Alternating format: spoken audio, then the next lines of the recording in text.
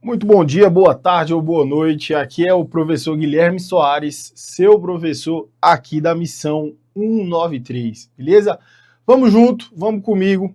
História é o que nós iremos ver aqui para o seu concurso do Bombeiro de Minas Gerais ou qualquer outro curso relacionado, concurso, né, relacionado à história de Minas Gerais, beleza? A gente vai aqui fazer uma aula completíssima, certo? Essa primeira parte completíssima sobre a história de Minas Gerais, tá? Então, qualquer concurso público que vá cair a história de Minas Gerais, essa sequência de aulas aqui que a gente vai gravar é feita para você. Em especial, estou fazendo agora para o concurso dos bombeiros do estado de Minas Gerais, tá bom? Aqui pela missão 193, beleza? Então é isso, meu nome é professor Guilherme Soares, certo? E vamos nessa, né? A gente tem uma longa jornada pela frente, tá? Desbravando aí a história de Minas Gerais. Eu já adianto para você que é uma das melhores aulas de história que a gente tem, é a história de Minas Gerais. Uma delícia de explicar, uma delícia de aprender e muito tranquilo, tá? Não tem pegadinha, não tem erro.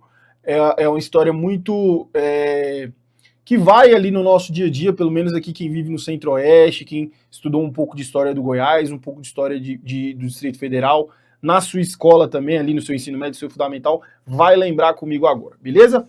Bom, eu vou fazer então, galera, uma parte teórica aqui, tá? Eu vou fazer ela, várias aulas, né? Mas esse primeiro conjunto, esse primeiro bloco aqui, eu tô chamando de primeira parte, tá? Eu vou dividir a história de Minas Gerais em duas frentes, a parte de história, tá? Geografia é com outro professor, beleza? Então, nessa primeira parte aqui, o que nós vamos ver? Vamos lá, ó.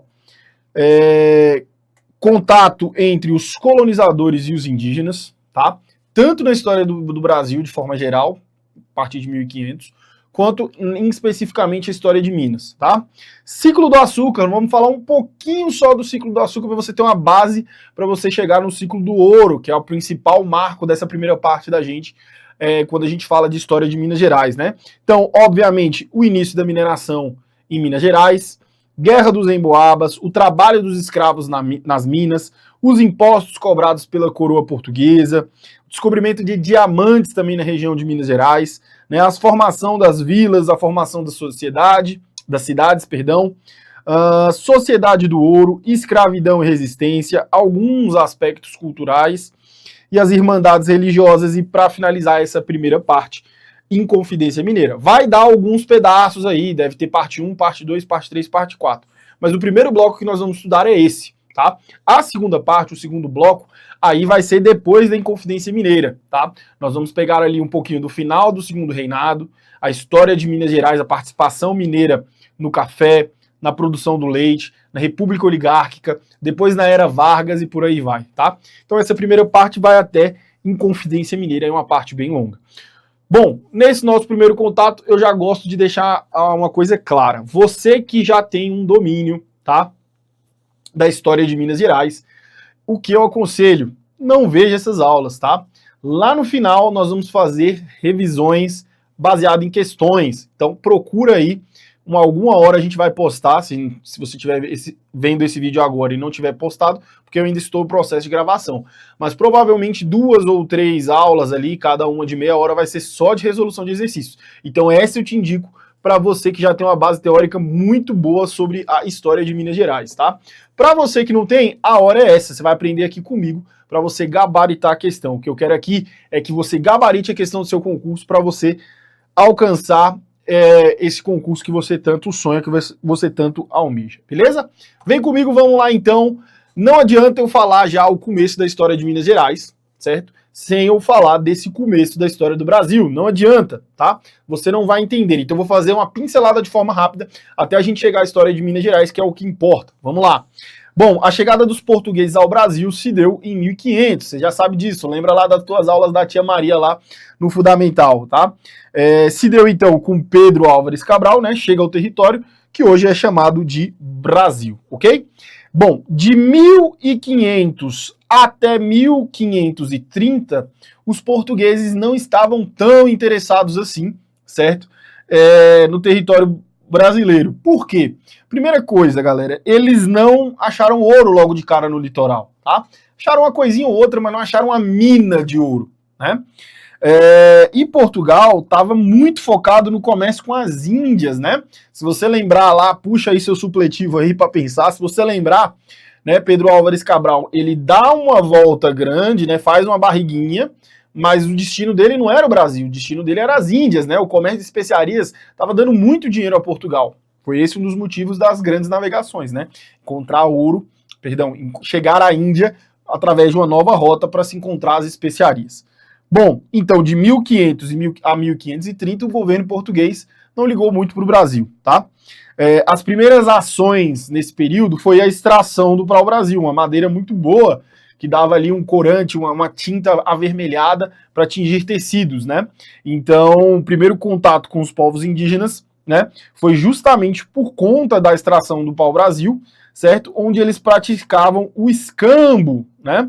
Isso é, os indígenas pegavam essa madeira do pau-brasil, colocavam nas feitorias, né, essas fortificações, esses fortes, né, feitos pelo governo português, e em troca eles ganhavam armas, não armas de fogo, tá, mas facas, objetos ali que seriam úteis para eles, galera. A gente tem a ideia de que os indígenas eram bobo, né? Você entregava qualquer coisinha ali, um brinquinho, ele já ficava todo feliz. Não, os indígenas tinham a curiosidade, mas eles queriam armamento, eles queriam espadas, eles queriam machados, né? Então eles vão ter esse lado prático também, tá? Bom, quando se chega ali próximo a 1530, né?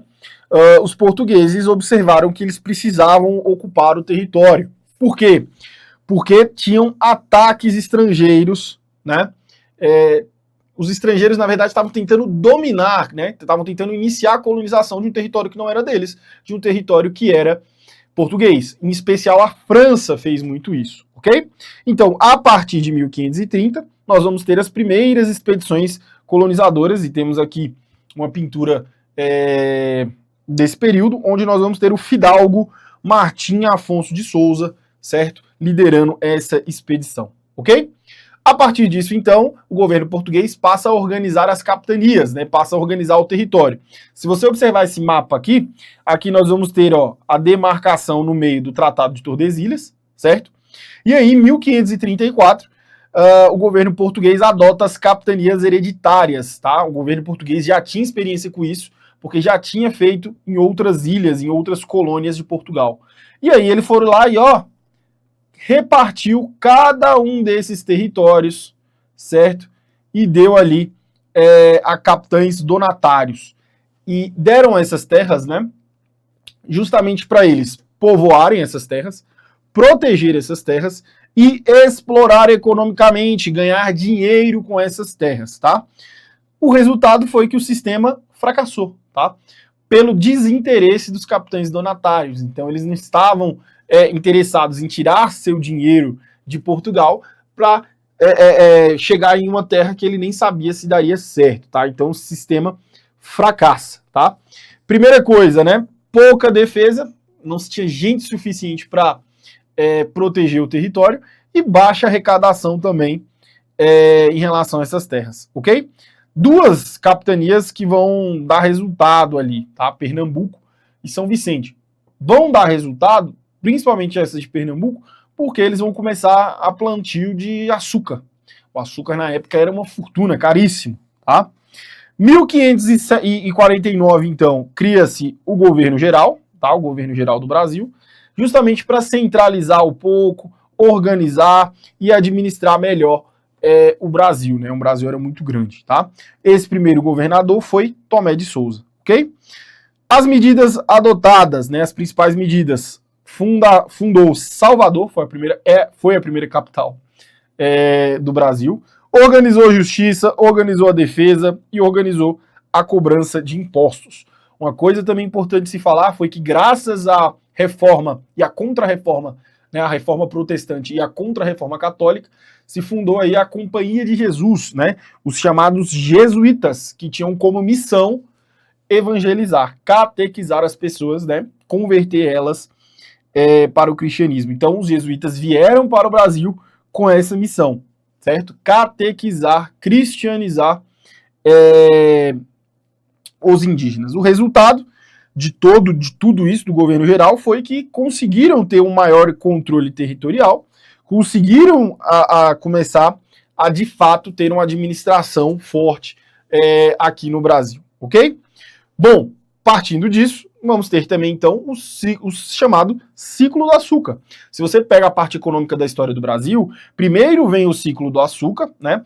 Na verdade, você vai pegar ali, você pode colocar o pau-brasil, depois nós temos o que a gente chama na história de ciclo do açúcar, e depois disso nós vamos ter o ciclo do ouro, que é aí o que interessa a gente, porque entra muito na história de Minas Gerais, beleza? Vamos lá então. Para você entender o começo do ciclo do ouro, você precisa entender pelo menos o finalzinho do ciclo do açúcar. Por isso que eu trouxe aqui para explicar para você, beleza? Vem comigo então. Então isso aqui nós já matamos, o início da colonização, certo? A partir de 1534 até 1550, nós vamos ter as instalações dos primeiros engenhos de açúcar lá no Nordeste, nas capitanias de Pernambuco e na Bahia, né? Os engenhos ficaram concentrados nessa região porque o clima é muito propício para o plantio de cana-de-açúcar, né? E o solo também é propício para o plantio de cana-de-açúcar. E na época, galera, o açúcar valia muito dinheiro, então era um produto que trouxe muito dinheiro para o Brasil e para esses donos dos engenhos, ok? De 1550, então, a 1650 foi o auge do ciclo do açúcar, né? Foi o principal produto que a gente exportou para a Europa, tá? A partir de 1650, a Holanda sai do Nordeste brasileiro, conflitos ali relacionados à Espanha, que depois virou União Ibérica, que depois se desfez, né? E a Holanda sai do Brasil depois de ter dominado uma parte desse Nordeste. Tô dando um resumão bruto para você aqui, tá? Para você entender o ciclo do ouro, tá? Então eles saem do Nordeste e começam a produzir açúcar nas Antilhas, né? Lá na América Central. E o açúcar de lá tinha mais qualidade, tá? Do que o açúcar brasileiro. O que acontece com o açúcar brasileiro? Decai, né? Quando você coloca muito produto no mercado, né, ele tende o quê? Quando tem uma oferta muito grande, o preço diminui. Foi justamente isso que aconteceu no período, tá? O açúcar, ele perdeu valor e não ficou tão atrativo mais para os engenhos. Os engenhos de açúcar no Brasil passaram a enfrentar uma crise gigantesca, justamente porque os holandeses aprenderam como se fazia, né, a cana-de-açúcar e começaram a aplicar na região das Antilhas, porque eles foram expulsos pelos portugueses aqui do Brasil, depois de ter dominado uma bela região de Recife, de Olinda, aqui no Brasil, ok? Bom, de 1650 a 1700, nós vamos ter o declínio progressivo por conta das Antilhas, como eu falei. Isso aqui, como você está vendo na imagem, vou botar a imagem cheia aqui para vocês, era um engenho de açúcar, tá? O que você pode observar da imagem logo de cara, né? Primeira coisa, ó, as pessoas que estão trabalhando, né? As pessoas aqui, elas são negras, elas são pessoas pretas escravizadas, ok? Então eram escravos que trabalhavam aqui nos engenhos, né? Nós vamos ter aqui, ó, a casa grande, possivelmente aqui a senzala, nós vamos ter aqui também, ó, a moenda, né? O local onde se moía ali a cana-de-açúcar. Aqui, ó, no cantinho, as plantações de cana-de-açúcar. Geralmente, os moinhos poderiam ser movidos, ó, através da força da água, ou animal, ou força de escravos, beleza? Então, isso era um engenho característico desse período, ok? Agora sim, né? A gente sai, então, do que a gente chama na história de ciclo do açúcar e entra agora no chamado ciclo do ouro. Então agora você vai entender de forma aprofundada, tá? Para você acertar a questão na tua prova, de como se deu o contato, então, a descoberta da região, descoberta do ouro. O primeiro contato, logo de cara, vai se ter com povos indígenas, né? Os povos indígenas, quando começaram a entrar em conflito com os portugueses passam a ocupar o litoral, né?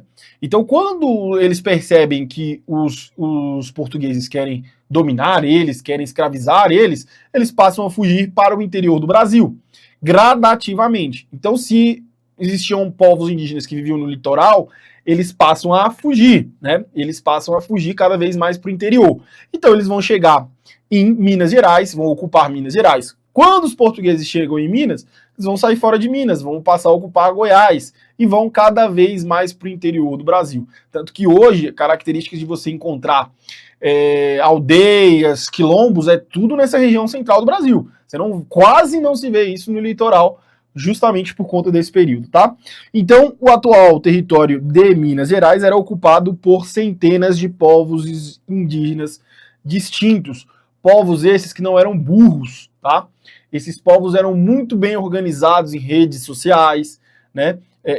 Em uma sociedade complexa, culturas complexas, tá? Só para vocês terem ideia, pesquisas recentes estimam que mais de 100 etnias diferentes viviam na região de Minas Gerais. É muita gente falando línguas diferentes, com costumes diferentes, tá? E aí a chegada dos portugueses resultou numa rápida redução dessa diversidade. É importante falar isso, né? Os indígenas foram expulsos de lá com medo de serem ali escravizados, tá? E hoje, como eu falei, vários deles sobrevivem no centro-oeste, um pouco mais no norte do Brasil, certo? Mas em comparação a esse período, o número é extremamente pequeno, ok? O primeiro contato, então, vai ocorrer em 1550 com a expedição de Martim de Carvalho, que buscava ouro. E essa é uma excelente questão na tua prova. Por quê? Se eu sou o cara que estou fazendo a banca, eu quero pegar o aluno despreparado, certo? O aluno despreparado, ele não vai saber que em 1550 já existiam expedições buscando ouro em Minas Gerais, tá? Ou nessa região um pouco mais afastada do litoral, porque ele pensa, não, só acharam, só tiveram expedições buscando ouro na época do ciclo do açúcar, que vai vir muito tempo depois, mas vai estar errado, tá? Entre 1553 e 1560, outros exploradores como Lourenço Castanho Tax, Brás Cubas também vão avançar pelo interior do Brasil e eram chamadas de entradas, tá? Nós vamos ter aqui expedições que são chamadas de entradas e bandeiras, tá? Bota aí o supletivo para pensar, o professor fala muito disso no ensino médio e no ensino fundamental. As entradas, elas eram expedições oficiais do governo. Então o governo ia lá, contratava exploradores, né, como Lourenço Castanho, como Brás Cubas, e eles iam lá de maneira oficial a serviço do governo português, do governo brasileiro, buscando seja lá o que for. Então, negros que fugiram, indígenas que mataram brancos e fugiram, ouro, prata, seja lá o que for. Já as bandeiras eram expedições particulares. Isso é, um fazendeiro entrou em conflito com os indígenas e os indígenas fugiram. Contratava os bandeirantes para ir lá matar esses indígenas, capturar esses indígenas. Um negro fugiu. Iam lá, contratava os bandeirantes para ir lá no mato, no interior, buscar esse fugitivo, ok? Então, as entradas, elas foram marcadas, né? Então, você já sabe que são as entradas, né? Foram marcadas por campanhas extremamente violentas, resultando em milhares de mortes dos indígenas. Um genocídio, tá? Motivado pela busca de riquezas minerais, como ouro ou prata. Principalmente porque ficaram sabendo que a prata era abundante lá na região da Argentina, tá? Principalmente no sul ali, no Rio do Prata, ok? Essa morte dos indígenas se deu a diversos fatores. Armas, espadas e doenças, tá? Os indígenas não tinham imunidade como os europeus para determinadas doenças, ok? Bom, com a crise do açúcar, então, no litoral brasileiro, né? Os bandeirantes, bandeirantes, então essas aqui eram expedições do quê? Particulares, tá? Intensificaram, então, ainda a ida ao interior em busca de ouro e indígenas para escravizar ou negros fugitivos, ok? Então, o que acontece? Quando um dono de um engenho, seja lá o que for, contratava um bandeirante, eles davam a seguinte missão para o bandeirante: vá capturar esses indígenas. Os bandeirantes, eles iam fazendo ali a prospecção, fazendo ali o avanço na mata, através de leitos de rios, né, de água doce. Eles tinham que tomar água, tinham que se higienizar, né, por mais que fosse pouco, mas tinha que se higienizar, certo? E aí eles foram, aproveitando buscar esses indígenas que fugiram, ou negros que fugiram, olhavam ali no leito dos rios se havia ouro, tá? Então esse era mais ou menos o que os bandeirantes faziam, tá? Através dessas bandeiras. A bandeira, então, de Fernão Dias Pai, em 1674, marcou a exploração do sertão dos Cataguás, tá? A história oficial exalta ali esses movimentos, tá? Mas na prática significa, para os povos indígenas principalmente, despovoamento, massacres, estupros, violência e expulsão sistemática dos povos nativos, dos indígenas.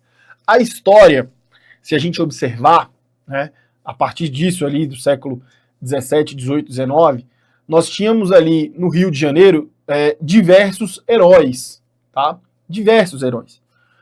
E São Paulo quase não se tinha heróis nacionais para virar símbolo nacional. Existia uma competição muito grande entre São Paulo e o Rio de Janeiro, e esse era também um desses motivos, né, os heróis de cada local. E aí, pela ausência de heróis significativos em São Paulo, eles passam a pintar os bandeirantes como heróis, tá? E aí nós temos, vem aqui comigo, e aí nós temos essa discussão muito acalorada hoje em dia. Os bandeirantes foram heróis ou os bandeirantes foram vilões, né? Eu costumo dizer que eles foram os dois. Por que eles foram os dois? Foram heróis porque desbravaram a mata, né? Buscando ali novas áreas, então eles têm uma importância muito grande, porque eles vão interiorizar o Brasil. Isso era importante, o Brasil não podia ficar litorâneo, ele tinha que ser interiorizado. Então quem fez isso foram os bandeiras, tá? Foram os bandeirantes. Então eles são importantes por isso. E eles são vilões ao mesmo tempo, porque foi a base, essa interiorização, ela foi a base de violência, ódio, perseguição, massacres, despovoamento, expulsão sistemática dos povos indígenas. Então, é muito perigoso, né? Inclusive, tivemos aí nos últimos anos a estátua de Borba Gato lá em São Paulo sendo incendiada. Então, São Paulo precisava de heróis e tacou Bandeirantes como símbolo, tanto que tem lá a rodovia Bandeirantes, diversos bandeirantes, como por exemplo Borba Gato, que teve a estátua incendiada, virou estátuas. Então, assim, eles têm esse tipo de heroísmo em relação a eles, tá? Bom, a presença, então, portuguesa, ela foi consolidada com ações militares, administrativas de extermínio. Os indígenas foram exterminados, expulsos daquelas terras, tá? A Carta Régia de 1808, assinada por Dom João VI, ordenava guerra ofensiva aos índios antropófagos, perdão, e especialmente os botocudos, que eram esses aqui das imagens, para vocês aqui que tem os lábios com essa espécie de brinco, né, com essa espécie de brinco aqui. Então, eles ficavam horrorizados com os rituais antropofágicos, ok?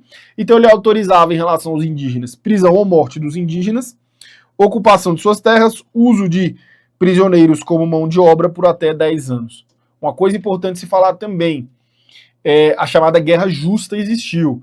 Só poderia se fazer guerra contra o indígena se fosse justa a guerra.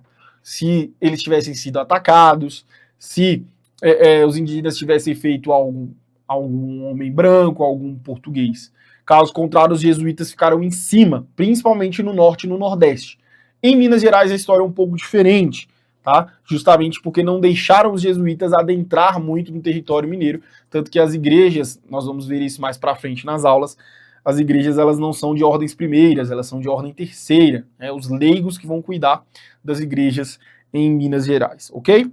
Vamos lá então. Então, os bandeirantes envolvidos nesses massacres foi Antônio Dias Adorno, Matias Barbosa e o Borba Gato, que teve a estátua incendiada, e hoje são celebrados em ruas, praças, estátuas por todo o Brasil, tá?